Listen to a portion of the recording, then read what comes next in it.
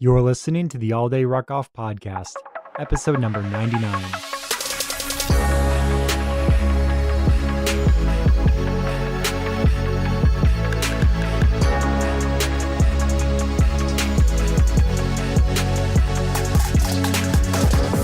Welcome to the All Day Ruckoff podcast, episode number 99. This is your host, Brian, and I wanted to thank you so much for tuning in. The All Day Ruckoff podcast focuses on the GRT and rucking community and includes interviews, motivation, and advice to keep you informed and get you ready for your next event. In this episode, we have an interview with Adam, who is a type 1 diabetic. He recently completed a GORUCK Light event and then came back and completed a GORUCK Tough. He's now signed up for Tough to Light back-to-back, and we have an awesome conversation about what it's like being a type 1 diabetic, training for and completing GORUCK events, and then how you can apply some of the lessons he's learned along the way in overcoming any issues that you may be struggling with.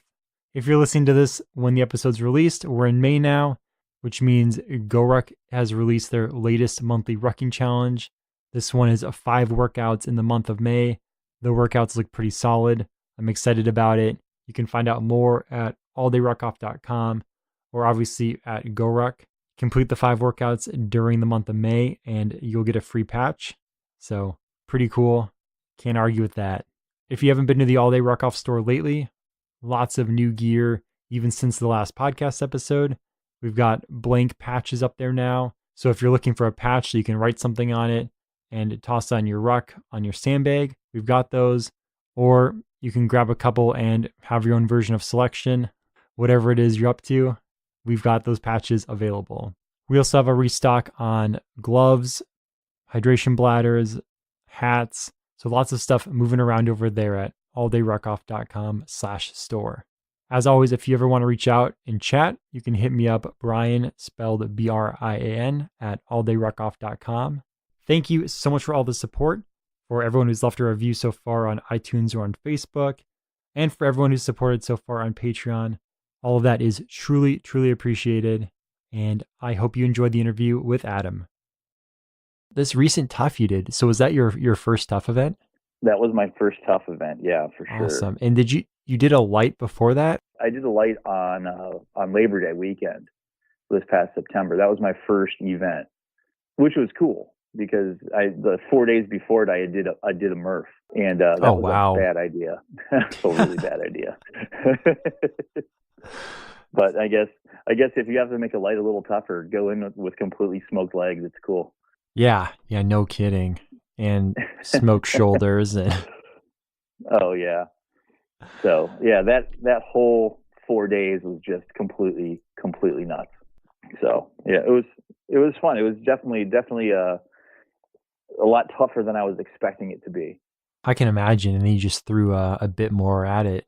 I mean, this whole process of me even finding GORUCK started with me just training for the Murph, and that uncovered so many other little deviations off that path, and it just became this big thing, you know. And so you go and do the Murph, and as I was done with the Murph, I go, "Is that what that was? Holy crap! I finished that, you know." And then 4 days later, I'm still sore, still having trouble sitting, you know, getting in the car and getting out. And I'm like, "Oh, let's go to Pittsburgh and do this light thing. That's cool." That was fun. So, that's crazy. So how did you get on the path to find and look for variations of the Murph and then get to GORUCK? So, but actually it started a long time ago. It started January of 2017. And I was sitting in my doctor's office. It was during my first physical in like 5 years. And at the time I was 300 pounds. And I'm like, well, he looks at me and goes, well, from 5 years ago, I told you you had a high blood pressure. It's even worse now. You were 270, now you're 300. So in 5 years, you've gained 30 pounds. And you're pre-diabetic, which you were 5 years ago too. So you've got to make a change, you know. So he gave me blood pressure medication that I've refused so many times. And he's like, you need this because if you don't take it, he kind of went down the path of, well, you're probably going to decide that you want to get better and get a little healthier. So you're going to go work out. You're not going to take blood pressure meds like I'm telling you to. So you're going to stroke out and die if you don't. So I'm like, oh, plan A, okay, well, I guess I'll take this medication then. I don't want to die. So I started taking it and started feeling better. So I started changing my lifestyle really slowly. Like, let's eat some healthier things or just eat less of them, right? So I did that. And then the next step was I started moving more. So I just started going like for walks around the block.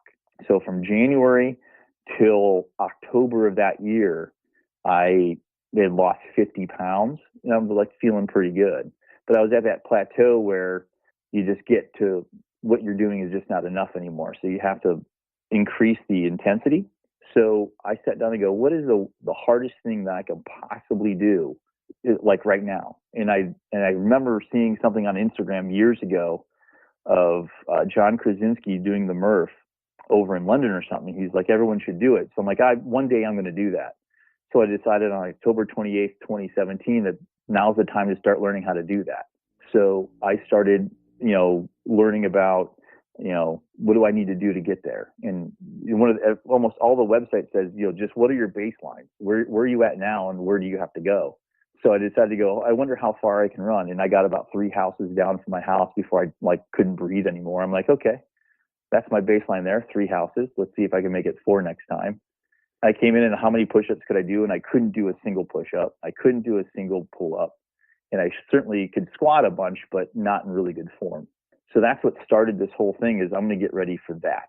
And as I was getting ready, I'd get up at 4:30 in the morning and work out in the morning, come home, do it again at night. And by the first week, I could do 1 push-up.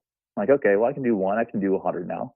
So I started working on that for the rest of the year of 2017. And then January 2018, I started feeling terrible. So I would wake up in the morning. So middle of the night, this is my routine. I'd go to bed. I'd wake up with like really, really bad dehydration cramps, like super bad. So bad where I couldn't walk, but I'd have to pee so bad. So I'd have to crawl to the bathroom, sit down on the toilet, pee, and hopefully about that time my legs would start loosening up a bit. I'd walk to the kitchen. I would drink probably about 1 liter of water, go back to bed, and 90 minutes later, do it all over again.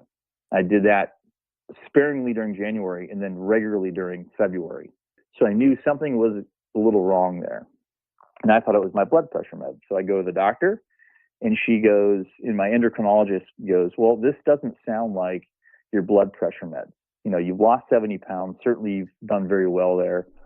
Let's see if it's something else. So she said, go tomorrow morning, fast, and go tomorrow morning and start looking at your, and do all this blood work. And she had a full metabolic panel, every test you can think of.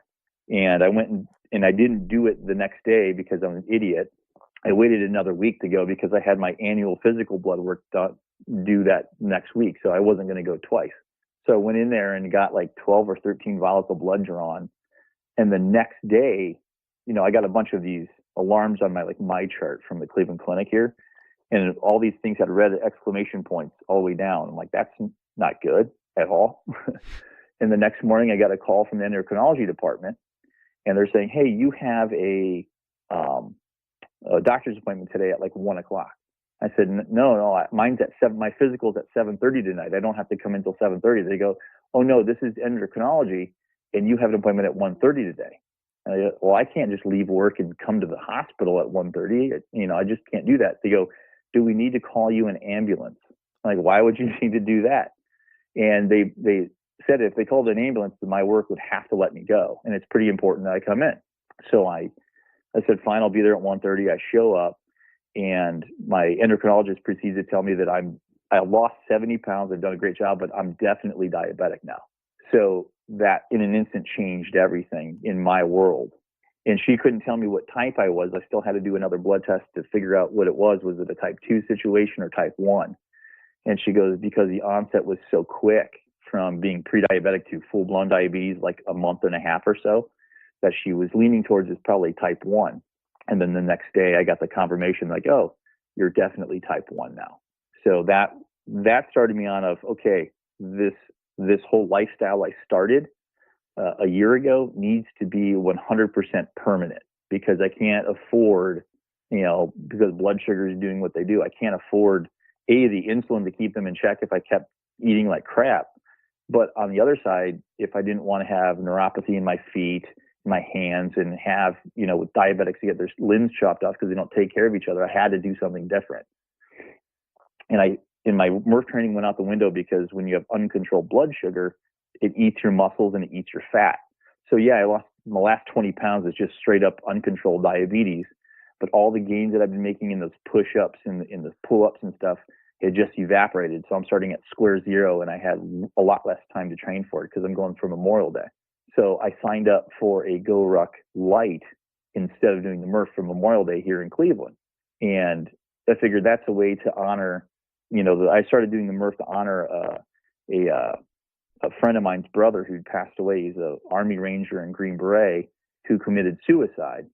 And, I've been in that dark place before. I couldn't relate to this guy on any level whatsoever, other than the fact that I know how dark that darkness gets, because I was standing at the edge of the cliff that he jumped off of, right?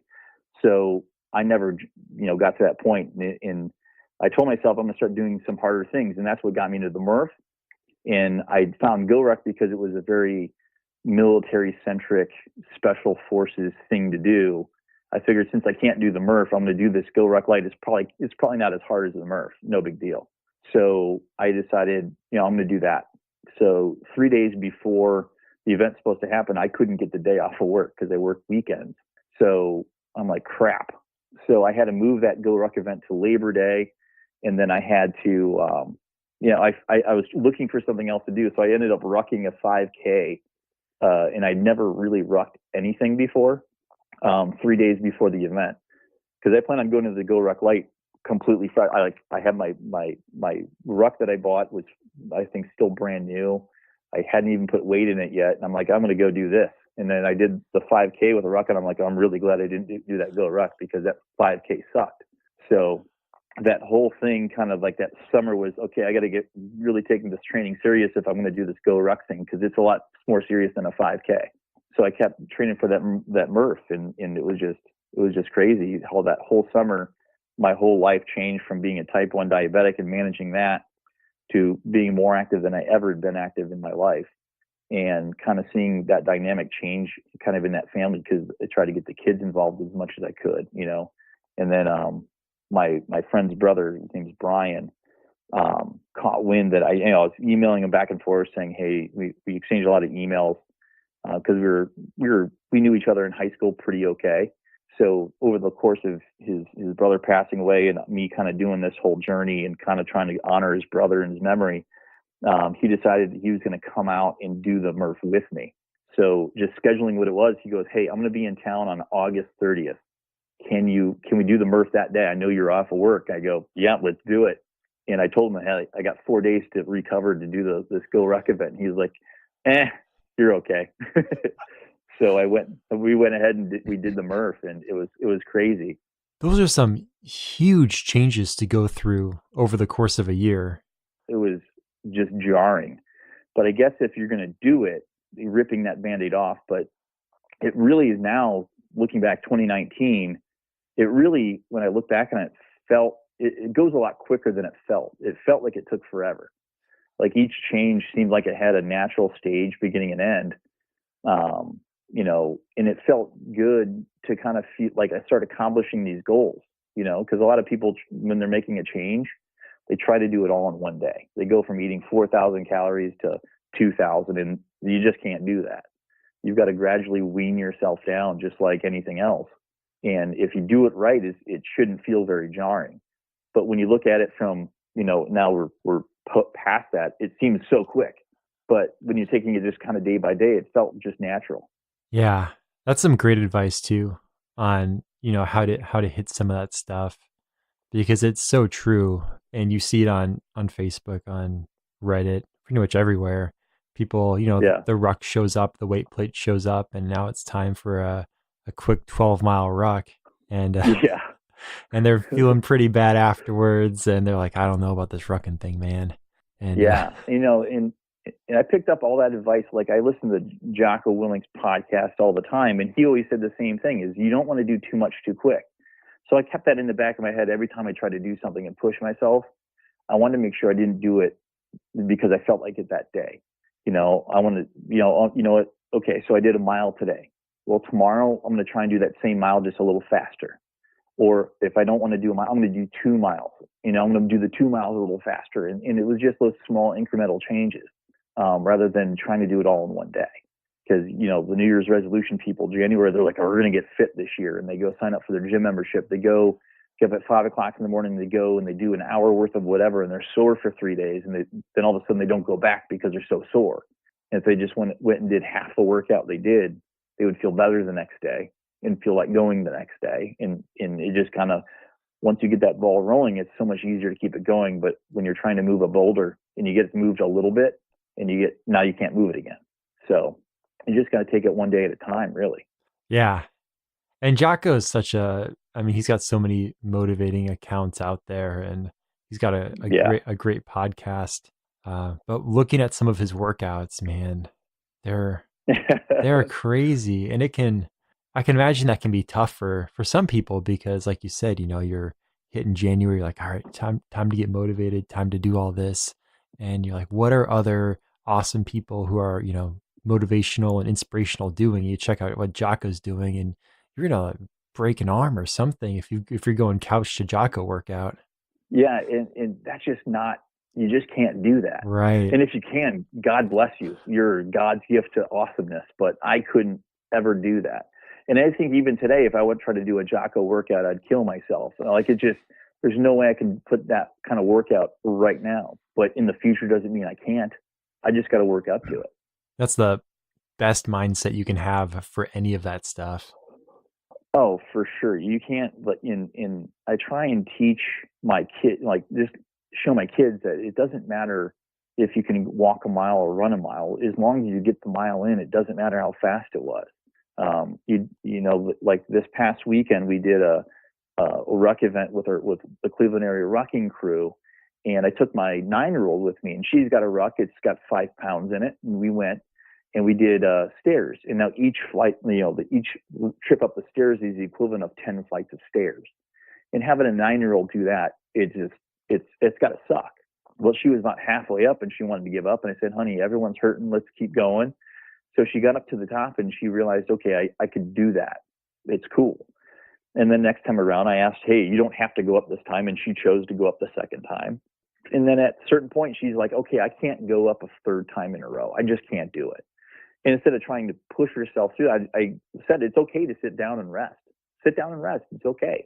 And so I went up a couple more times, and by the last time around, she came and did the last round with us. And I said, see, you push yourself past a perceived limit. Just keep doing that. You don't have to go from running and doing nothing to a marathon. Just work into it. It's okay. Awesome advice. And that's so fun that you're able to take your kids out for some of that stuff. Like I said, yeah, I try. I try to keep them involved. Yeah. Like we were talking about before I started recording, my kids are a bit younger, so Yeah. my 5-year-old's got some special needs, so he can do stairs, like just stairs in our house, but he's pretty iffy on those, and so it's gonna be a while before he's out there rucking stairs. But I mean, it's puts a smile on my face thinking about that in the future. Yeah, and even my 2 little ones, my 4 and my 2-year-old, they like to go out for walks, and we take the dog out. The Ruck Your Dog this month was, for March was awesome. So we got our dog out a bunch of times, and they threw their rucks on with me. And now they have these little dinosaur backpacks where they put 10 Matchbox cars in them. That's their weight, and they love it. They love going, and they just love that time. And you can't get that time back. And the biggest thing about losing all this weight is that I'm finding myself trying to spend more time with them outside and more active. Before is hey, let's hang on the couch and watch a movie. And now now that the weather's getting nicer, I'm trying to get them outside, and I can spend that time out there with them without feeling like I'm going to die because I'm running too hard or something, So it's been great. Yeah, it seems like there's been just a lot of additional improvements to your life and your emotional well-being, most likely due to losing a lot of that weight. Because, and like you said before, when you were pushing 300, it's sit on the couch and watch a movie, and now you're getting outside with them, and there's just something so fun about being outside with kids. Yeah, and I never, and truth be told, because when I was that heavy, I was fighting depression all the time. So I didn't find that time really enjoyable. I just wanted to crawl up in a hole and just not do anything. So the biggest change between 300 pounds and now is been my mental welfare. It's that small little, that little voice in your head that used to tell you you're not good enough, or you're not worth it and you're too fat to be whatever. And now it's just kind of quieted down. It's still going to be there, but now I fought that battle already, and I can keep fighting that battle because I've won a bunch of small victories. So when you look at the big war as it is, I'm winning it. But there's going to be a time where it's going to come back and snap back hard at you. You just got to be prepared for it, and be ready for the ambush. And now that I'm outside with the kids a lot more, you don't hear that in the back of your head as much anymore, which is really, really refreshing. And I love it. Yeah, absolutely. I mean, it's one of those things that's always there, and no matter how much quicker you get or more weight you can carry, there's moments that everyone's got. But like you Yeah. said, you've got a lot of reference points to great times and to positive times, and so kind of using those to pull yourself out. I never hit 300, but I mean, I used to be 220, 230, and that was Yeah. my mile times were like 15-minute miles, and like, I mean, Yeah. it just sucked. Yeah, just thinking back, it was, it's kind of rough, and you don't have a lot of like really good points where you feel good about yourself. And so getting in shape, you have a lot more of those times where you're like, man, I did that. And I did, have this whole track record now of things that I can look back on when I'm feeling bad or any of that stuff. So it's always there, but you just have a lot more tools to take care of it. Yeah. And the biggest thing that changed that whole mental attitude was when I was first starting to work out, I needed music to get me kind of going. And it was a way for me to, again, when you're running through and you're starting to feel, the pain in your legs because you're running so hard, and you have the music to kind of distract you from that. I started and allowing myself to turn off the music and feel what that feels like, and then push through it anyway. And just to get your mind kind of numbed to the fact that something is going to tell you to stop doing what you're doing, and the longer you can push past the point of you wanting to stop, the better. So that's that small little victory there is huge. And there's a lot of ways you can do that, either by running or rucking, a weird distance, or doing some sort of workout like a heavy drop training workout where they just crush your soul for a minute. All that stuff's going to mentally prepare you for whatever's coming your way. It's so true. And whatever's coming your way isn't always a GORUCK event or something like that. It can be life in your thoughts. So those are Yeah, all it great could. examples of awesome wins. Yeah, I mean, you could be, you can't translate the workout you did yesterday. But what if you worked out really hard, pushed past the mental barrier yesterday, you walk into work today, and they decide to fire you for no reason? Well, that's going to jar you, but that's a mental hurdle you can deal with. It's not just, it doesn't have to be a go record. It can be anything. Getting fired is a huge jarring thing. I've been fired. It's awful. And if I got like it right now, if I walked into work and they fired me tomorrow, mentally I'm prepared for that. I can handle that kind of jarring experience now. With, I think 2 years ago I couldn't have handled it at all. Well, I'm really glad to hear that a lot of people would take, you know, being, being told that they're type 1 diabetic and having these experiences in probably not the most positive manner. But it seems like, I mean, you've just grabbed like every single thing that life has thrown at you in the past year and a half, and just run with it. Yeah, I mean, in like right now, all the type 1 diabetics that I know really well are fight. They seem to like this type. They think it's holding them back. It's not holding them back at all. Some people just don't care, and that's fine. But the I want to just show you can do really hard things and still be a type 1 diabetic. Just, I'm relatively new to the game. I get it. I haven't been dealing with this my whole life. I don't have that treatment fatigue that a lot of type 1 diabetics get from having to check their blood sugar every meal and just do the math of how many carbs am I going to eat and how much insulin do I need. I haven't had that fatigue yet, but it's coming. But it doesn't mean you have to sit on the sidelines and watch life go by and go, okay, I got to pay a lot of money for this insulin and I got to do this. And it just grab it and, and run with it, rucking in the terms of managing your diabetes. And at least in my story is rucking has helped me use less insulin than if I didn't, because I get a good cardio workout every time. So, if I don't ruck for a couple of days, my blood sugars get elevated. But when I go back to rucking, they calm back down again. It's wonderful to be able to, okay, I can help manage that rather than, okay, let's just give myself a few more extra units of insulin that cost you $6.24 a unit. Like that's stupid. I can just walk around the block and get the same thing and it's free. Yeah, it's like getting, I mean, in some sense, getting paid to ruck. Yeah, in that case, yeah, absolutely. So you did the Murph, and then Yeah, 4 days later you did the GORUCK Light event. So when you yeah. finished that Murph, I mean, there's a lot of people out there who would finish a really hard workout like that, and they would look at themselves. I mean, especially if it's the first time you've done the Murph. I'm not sure what shape you're in, but I mean, maybe you're in shape where you can just crush the Murph and just walk away from it. But a lot of people that it runs a toll on their body. And so they would end up pushing that event out. So what made you keep the event on the calendar and show up for the light? Well, mainly because my buddy Chris, who lives in Pittsburgh, was counting on me being there because when I told him I switched the event to Pittsburgh, I fully expected him to show up. And he, like a good, awesome friend and battle buddy, goes, dude, I'll be there. I couldn't let him down. And so I'm going to go do it. And I thought I gave myself enough leeway and had enough time to rehydrate and stretch out. And if I went into it a little sore, so be it.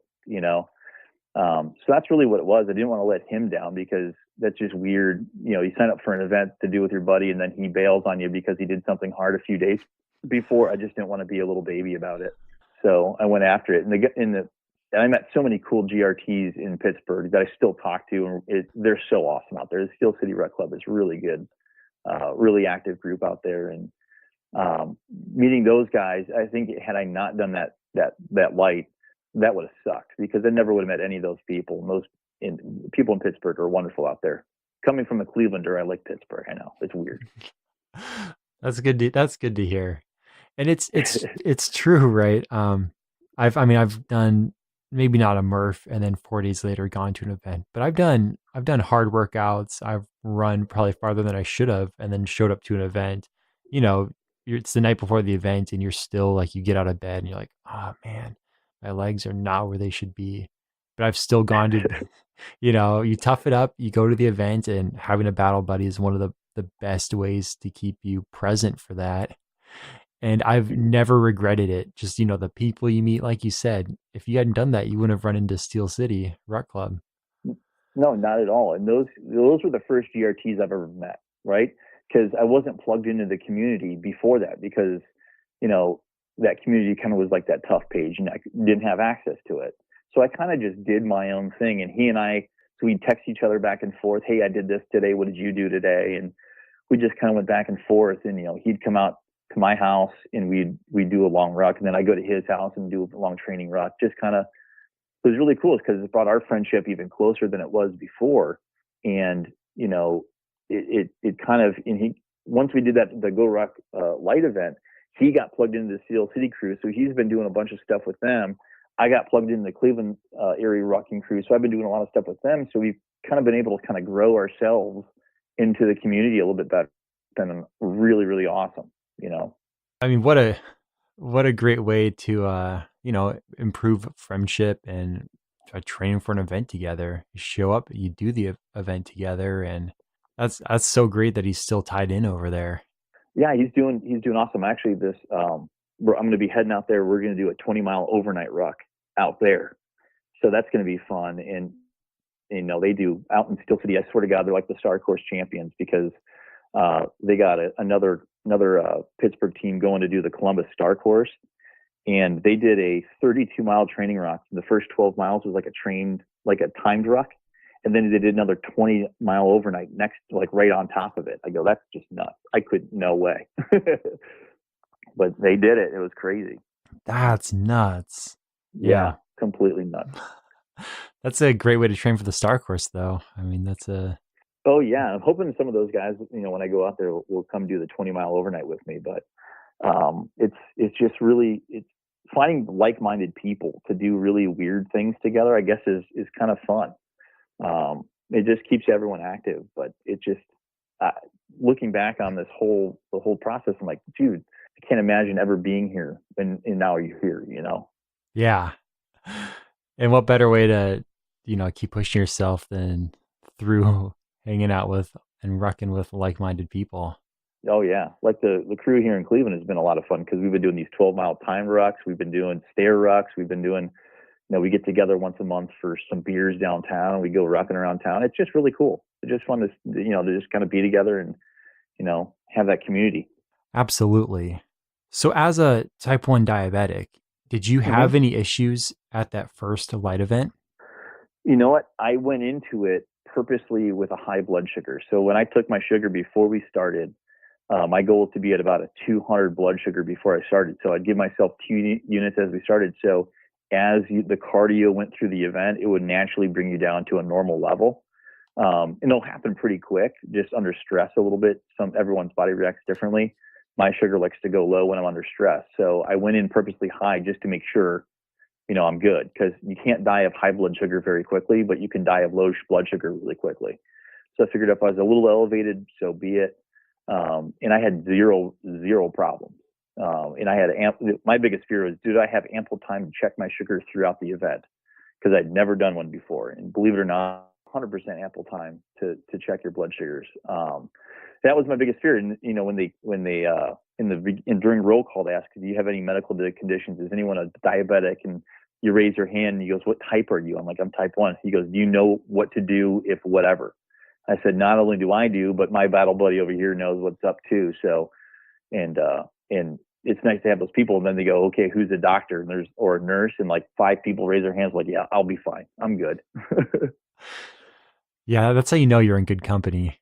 Yeah. I think probably one of the safest events is roll call at a GORUCK event. If you have any medical issues, those guys, there's plenty of people around that know what they're doing. I swear. Yeah, I mean, usually it ends up being too many cooks in the kitchen. You've got too many people who Right. know what's going on. Um, Yeah. but I'd much rather have that than, everyone throwing their hands up and be like, well, do we call 911 or does he walk it off? Like, Right. Right. What does that mean, man? yeah, should that really be coming out of his mouth? Yeah, it's Right. ugh. So, so that's great that you had a friend there that you went into with this. So if there was, you know, uh, someone who's listening who's a type 1 diabetic and maybe rocking or go rock was something that they were interested in, but they said that they could never do it because, like you said, I mean, obviously I'm not a type 1 diabetic, so I'm not in any of the groups. I don't talk to Yeah. many other people who are, but the way you made it sound is that some people might look at it as a life limiter where they can't do all these different things now.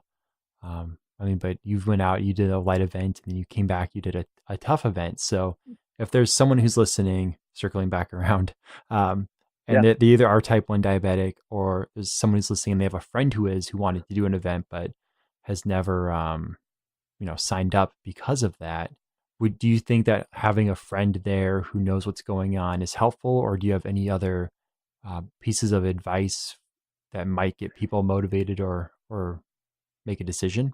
Yeah. I mean, having a friend there is going to be the huge factor, and making sure you have a friend there that knows what your symptoms are of a high or a low, right? So they know, because for me, I don't have any awareness of low blood sugar. Like some people, they'll get shaky, they'll get sweaty, they'll get foggy headed.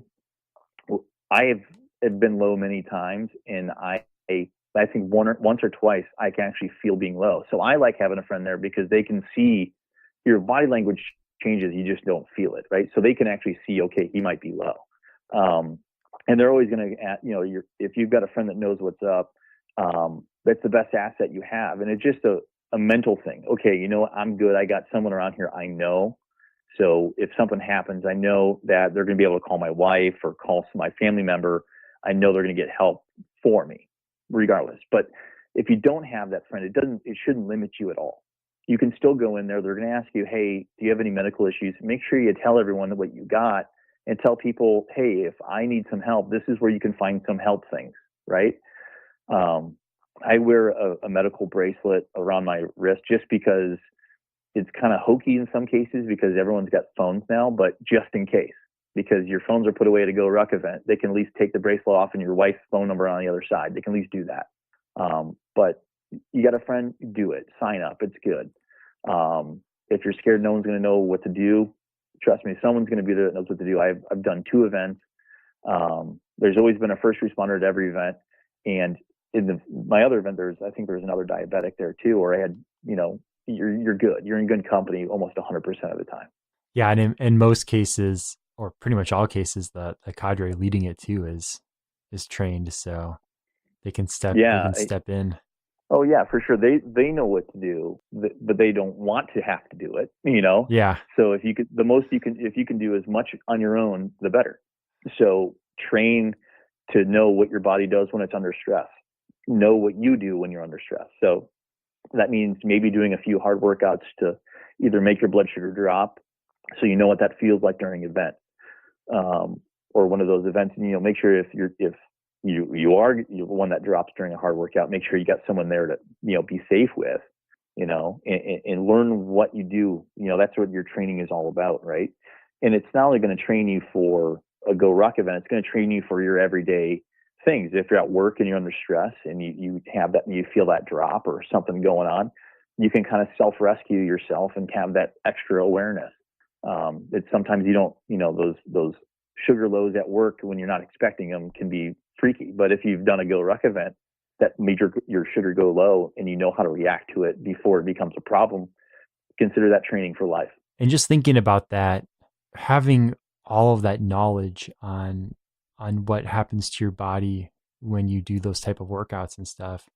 I mean, there can be times, right, where you're, maybe not working out, but like you're running hard for a bus, or you're, doing something that, maybe not running hard for a bus is a great example, but there might be something which elevates your heart and puts you in a state that simulates a workout for an extended period of time. And then you'll know how your body will react to it. Right. I mean, I've heard a lot of people talking about, like, I'm part of a lot of diabetic groups, and a lot of people experience a lot of lows when a fire alarm in a high-rise building goes off, because now they have to walk up and down stairs because they can't take the elevator. Well, if you've done a ton of stairs training for a GORUCK event, or done a GORUCK event with a lot of stairs, now you know what your sugars are going to do because you're now in that mode. That's a great example. I should have just asked you, because you know what's going on. It's all good. No, you're good. That's perfect. I mean, it's so applicable. I mean, whether it's an actual fire or drills happen all the time. I mean, that's something that I wouldn't think about for myself, because I just think, all right, we're just doing, 30 sets of stairs, whatever. But it's a Right. whole different ballgame potentially for someone who's type 1 diabetic. Right.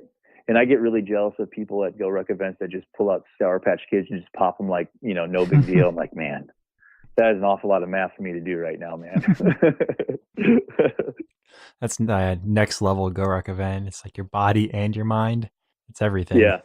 It's like, how do you get good at math? Well, become a type 1 diabetic and try and figure out under stress how many carbs are in one Sour Patch Kid and dose yourself correctly. Oh, crap.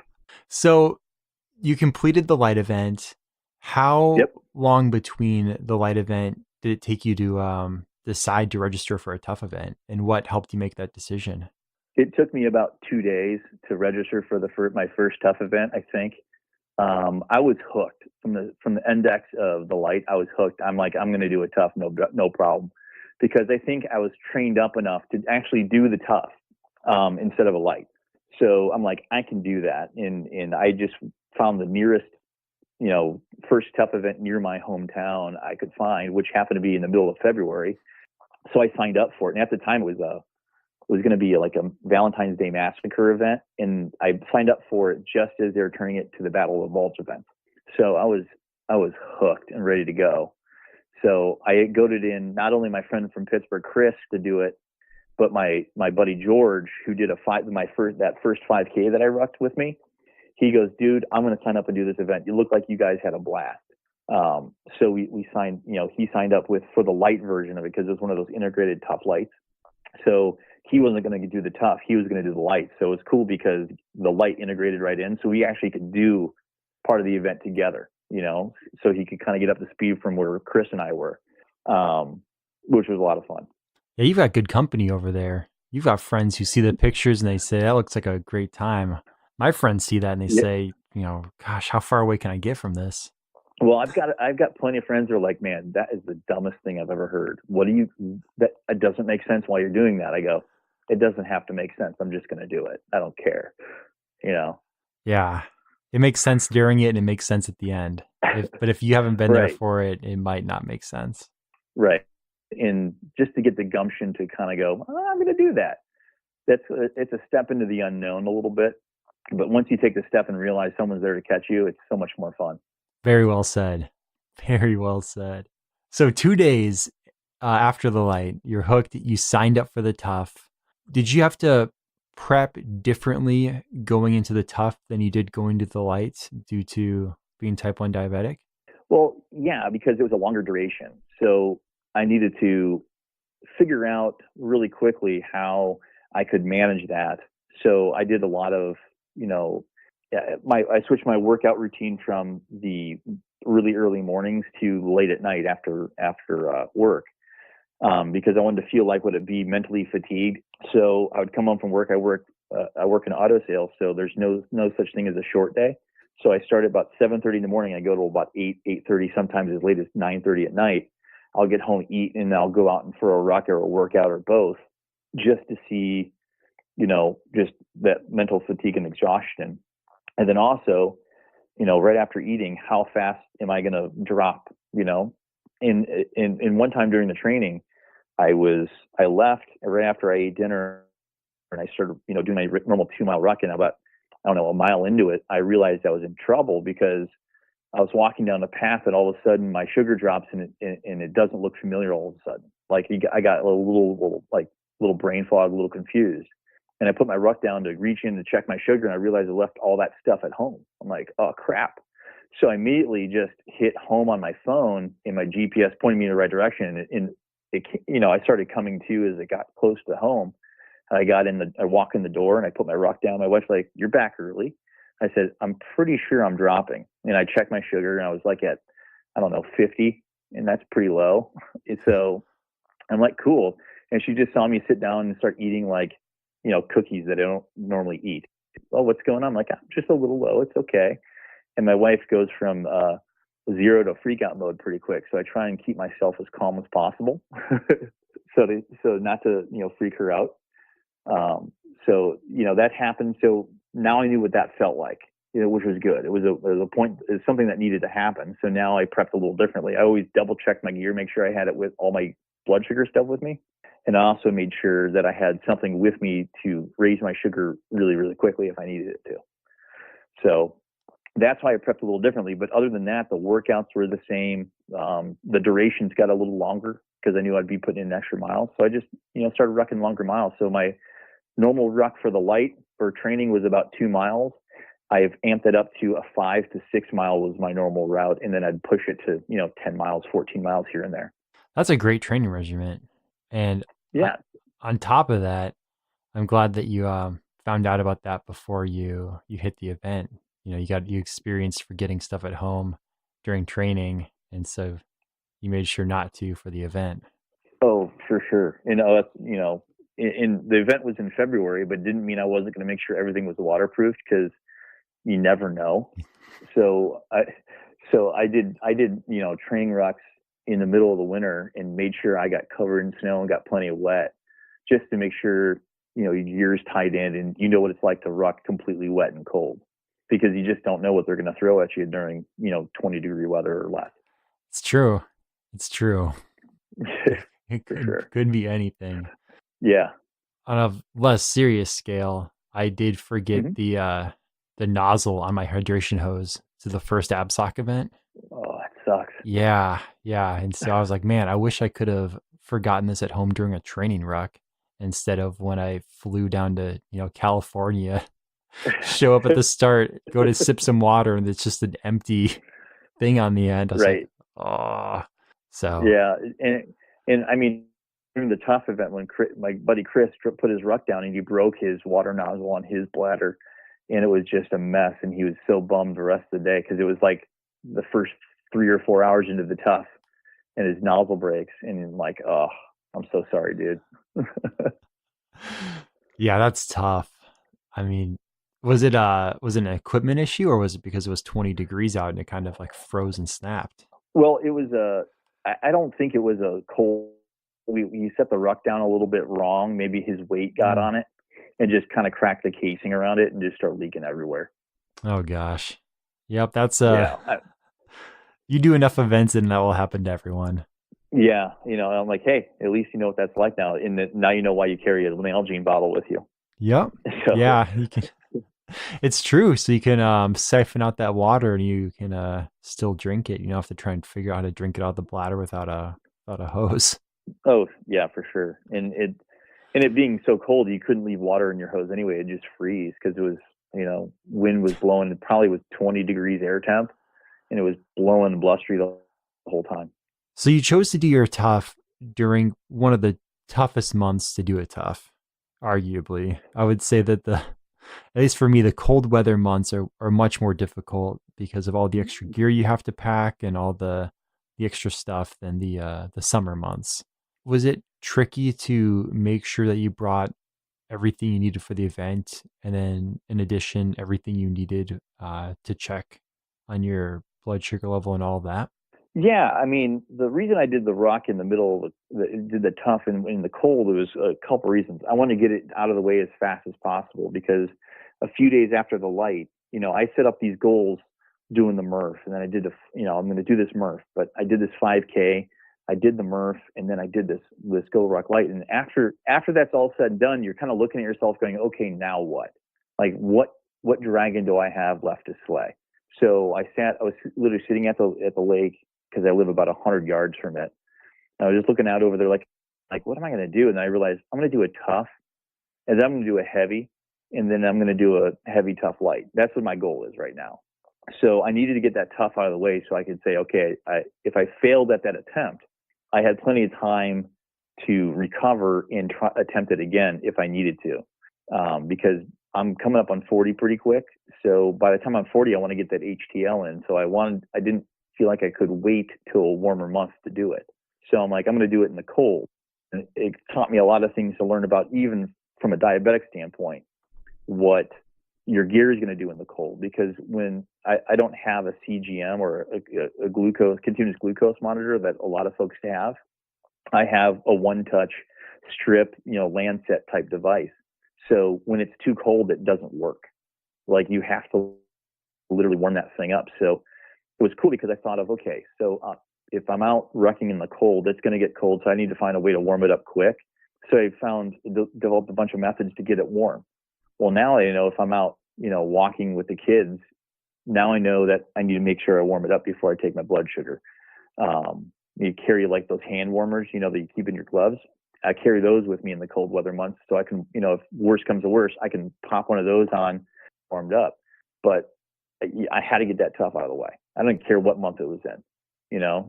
It could have been, in Siberia at -100. I was going to go find one and do it. I mean, it's so important to have that next, like you said, that next dragon to slay. Looking at the calendar, if there's nothing on there, it's so easy to push off a workout or push off a rock or anything really. It's really easy, unfortunately. So I try to, and I can't get a lot of weekends off. So, the February in the car business is a pretty slow month. So I knew it was pretty easy for me to get a Saturday off to do it. I'm not going to fight with anybody. It's okay. And so I figured out, I think once a quarter, I can get a weekend off to go do some events. So I've already planned out my rest of the year, to make sure I get the time off of work and I can get them in. That's smart. That's a smart way to do it. I've got a friend who's in the car business as well in sales, and yeah, him getting a weekend off is very, very rare. So I can just It's hard. imagine, yeah, it is, especially a Saturday, it is really tough. So I can just imagine how much prep you have to do in advance to make sure that all those stars align. Yeah, I mean, and I work in the finance office, so I'm a department of three guys. So if I take a day off, now there's only two guys in the department on the busiest day of the week. So, and I plan with those guys, hey guys, I'm going to do it here. And they understand what's going on and they get it. So it's nice to have that support at work too, which is huge, along with having it at home, but my wife supports me most of the time. Sometimes she gets a little bugged by, you just got home from work and you're going out for a ruck. I try and make sure I'm a little bit more mindful of making sure I spend a little bit more time with everyone else and not be so focused on training all the time. But sometimes it's easy to get lost in. It is. It's really easy to get lost in it, and especially I'm not sure how active you are on all the different social media stuff out there, but I mean, like you said, you do your rucks at night, right? So if you're on Yeah. Instagram, if you pop on at lunch, like you see everyone's morning workouts, you're like, man, that's awesome. And then you hop on after you see everyone's afternoon workouts, you're like, man, that's awesome. And then you get home and you're just like pumped to go out the door and get your awesome workout in because you've seen like Right. 75 throughout the day already. And yeah, it can be tough. Yeah. And my wife also wants to try and get fit too. So she's got to, she likes to go to the gym. And I remember she texted me and she's like, hey, you go rucking all the time, but I'd like to go to the gym and I like to do things too. I'm like, okay, cool. So we now have a workout schedule. Like she's got like Sundays, Tuesdays, Thursdays are her gym nights. So I don't plan any kind of out of the house rucking things. I'll do something in the house, so she can go to the gym. You got to have that balance with each other. If you guys all want to do the same things but can't necessarily do it together, because if she wanted to go rucking with me at night, we really can't go together because who's going to be home to watch the little kids because they're all asleep? We don't want to be those negligent parents. Yeah, absolutely. And that's I mean that's one of the best things about HDT, right? Is that you can most of them are confined to your garage. So like if my wife's got to go out and do something, I can clear a space in the garage and grab a sandbag and a ruck and go to town. And if have Yeah, both baby monitors in there with me, so if something happens, I can just jet real quick. yeah, that's what I'm most excited. I'm going to do my first round of HDT starting here April 8th. I've been doing the sample workout Brian's put up on the website over and over again just to kind of get myself prepped. It's the only public HDT workout that's out there is his sample ones, and those were hard. I'm like, crap, I can't imagine what the real ones are going to be like. So trying to prep up for that. Yeah, yeah, absolutely. And he's got a great resource over there because all the workouts he sends, he's got links to videos on how to actually do the exercises. And it's so helpful. Yeah, and all those videos are completely zero bullshit, right? It's just like, hey, here's the movement, do it. Like it's not well, this is going to work. You're one. Oh, I don't care. Just show me how to do a burpee, please. You Yeah. know? Yeah. Starting off the history of the burpee. You're like, oh gosh, Yeah, we have to jump ahead.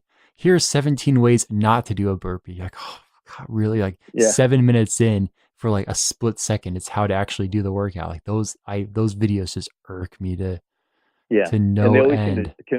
they conveniently drop an ad just before the actual movement. So I'm like, oh, now I know why it's 7 minutes long. Those jerks. Yep. But yeah, his like I said, or like you said, and I absolutely agree with his videos. I think the longest one's like 25 seconds or something, but it's like Yeah, intro, just straight workout. Like this is it. It's yeah, perfect. yeah. And now that I've gotten to know Brian a little bit. It's just funny when he's like burpees. I'm like, oh, that's Brian right there. That's perfect. That's awesome. Well, I hope you have a great time with heavy drop. I've done both the sandbag once. I did the body weight once, and both of those were great.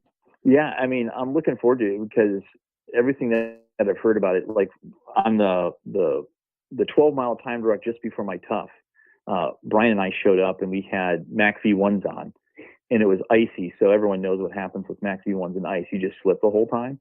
So the whole pack of them like just left us in the dust.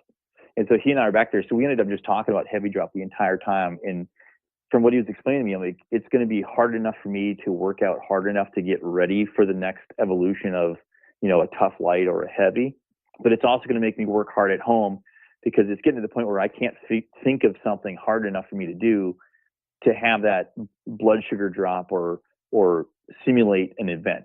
Like I just can't seem to make a workout up enough to do it. So if someone else tells me how to crush my soul, all the better. So I'm really looking forward to it, just to get my ass in gear and get myself to that next level. Yeah. Yeah, it's nice having those, just someone else plan it for you too. Yeah. I did your all day Ruckoff soul crusher workout. You just plug it in, it just hits you. I've done those a couple times, and those were pretty horrible. Yeah, those And I'm suck. like, I don't know that I want to do that again. And then you hit it again, and you do. I can't remember the last one I did was just, it was soul crushing for sure. Yeah, and it's without getting too far off on self-promoting that. I mean, some of those things get pretty monotonous. You're like really again? Like Yeah, I just like did burpees or I just did squats or bodybuilder. Like all right. It's yeah, hits you mentally too. That's a mentally yeah, taxing thing. for sure, for sure. And it's just nice to get some variety. I think the variety of training is going to be a nice change of pace. Absolutely. And then the battle buddy system he's got set up is really cool too. Doing the points, checking the leaderboard, seeing how you're comparing against other people. It's a fun program they got. Yeah, and I can't wait to be paired up with somebody that I don't know, because again, I like to meet new people all the time, especially like-minded folks are always fun to meet. So there's just an opportunity to meet someone else in the community and get to know them better. Yes. Yes, absolutely. That was probably one of my favorite parts about that. So it's great you're signed up for, I mean, for heavy drop, so you're pushing on to the next thing. When you were at that tough, did you have any close calls? Did you have anything that kind of rattled you? Oh yeah, I've had a bunch of things rattle me during the event. I learned a lot about myself during that event, which was cool. So I went into the event injured. Um, a few weeks before, in the beginning of February, our Cleveland area wrecking crew got together. We did a 12-mile time ruck, and I mentioned the Maxi ones in ice. Well, I fell on my left shoulder, like all my weight directly on it, and I probably had a good tear in that muscle group. So I spent the 2 weeks before the event kind of rehabbing. I went to my chiropractor and he did some work on me, trying to get it back in shape. And when I walked into the event, I had range of motion with no pain, but I hadn't done a single push up. I haven't done a burpee. I haven't done anything that would aggravate that muscle group, because I want to go into it as fresh as possible. So I didn't realize, I think in the third push up into the welcome party, they just feel that pain coming right back. I'm like, oh, this is going to be a long day. So, and I was preparing myself before I went in there. I'm like, that shoulder is going to come to failure quickly. So I need to make sure I am a good teammate and can contribute where I can contribute. And while I can contribute, making sure I'm in it. Right. So, the really first kind of close call I had was at the welcome party, felt some pain, got my ruck on. We started rucking out and moving out. Everything seemed to feel better. So I picked some things up, and I was carrying some sandbags, carrying some other people's rucks, and it was feeling fine. About halfway through the event, well, actually no, at the first stop we made, we did these stairs, these huge freaking 2.5-foot step up stairs. They're horrible. The last up, my legs got fatigued, and I can feel myself going, okay, why did I do this event? And it was crazy, because a guy named Eric was carrying a goddamn tree trunk, right? This thing was huge. We called him Groot. And he's holding it, and he goes up the stairs ahead of me, and he sees me struggling, and I'm just carrying my ruck, and he's carrying a fucking tree. And he stops, turns around and goes, here, I'll help you up. And he pulls me up. I'm like, God, I feel like such a pussy right now. This guy is killing it, and I can't walk up the damn stairs. And, I wasn't the only one struggling, but I'm like, damn. And so we started rucking back to the start point to pick up the light class, and as about a mile away, I started feeling my legs cramp up, because I didn't realize I hadn't been drinking water, and it's, cold out, so you don't think about it. So my legs starting to cramp up, and, dehydration for a diabetic's not good, because your blood sugar will rise. So you're like, oh crap. So I finally got to the start point. I got a chance to check my sugar, and it was extremely low. It was like 46, and that's not good at all. And I didn't have any of the shakes, didn't have any things like that. So I looked over at Chris. I go, "Hey, do you have a Gatorade?" And he throws it over to me, and I chug it because it's got 23 grams of carbs in it. So that's going to be good. I took 2 or 3 glucose tablets, and I'm like, all right, I should be good. Checked it a few minutes later, and it was just fine. But that really rattled me because I didn't think I was low. I thought I was actually high at the time. So I'm like, that's not good. But about 4 or 5 miles later, we had to carry all this food to the food pantry. We did this. The service project was we're going to get canned goods and take them to a homeless shelter like 2.9 miles from the start point. And like good GRTs, we didn't bring one canned item. We brought sandbags full of canned items. So the guys from Dayton showed up and they had 3 60-pound sandbags packed full of canned goods.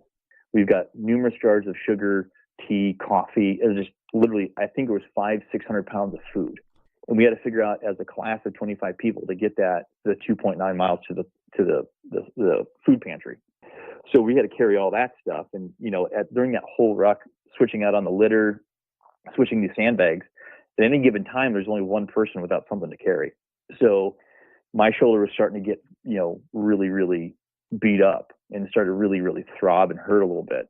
So we get to a park and, he has us lined up for the tunnel of love. And I'm like, oh, this is going to suck really, really bad. And I was toward the front of the line. So I was going to be one of the last people to go through it.